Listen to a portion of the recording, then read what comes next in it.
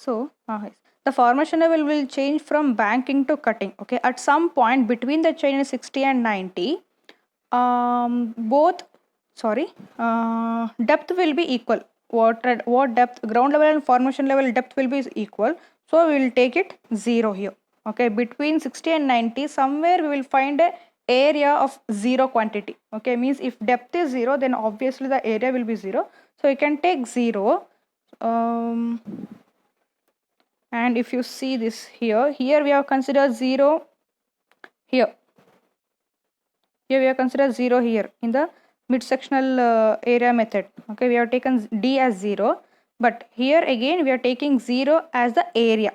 Okay, if you see the cross section, you can see that at somewhere we have 0 here. Okay, that means the ground level and formation level are of the same RL. They have both same RL. So if here the area will be different, you already calculated the area, so the area at 60th change will be different, the area at 90th change will be different. And what is the area at the point of intersection? So the area at point of intersection is 0, so you can consider 0 now. So I have considered 0 here.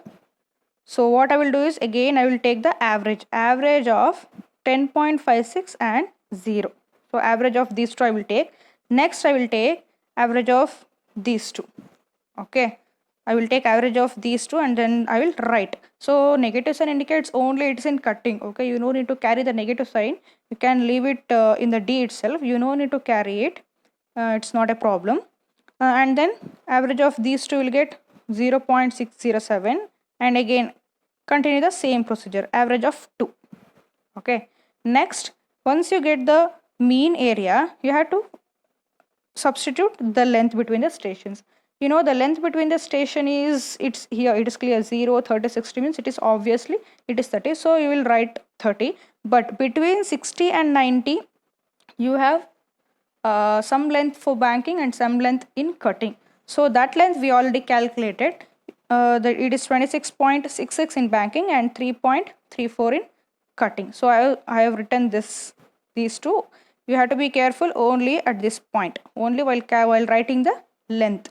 Okay, and then calculate the quantity. Multiply area into length, so you will get the quantity and write it accordingly, whether it will come in banking or cutting.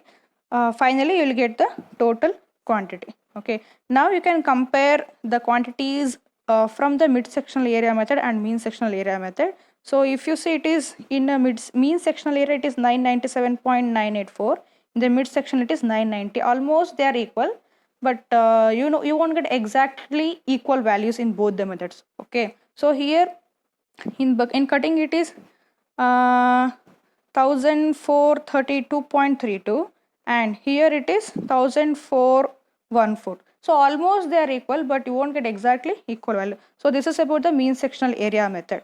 Okay, the only difference is this tabular column.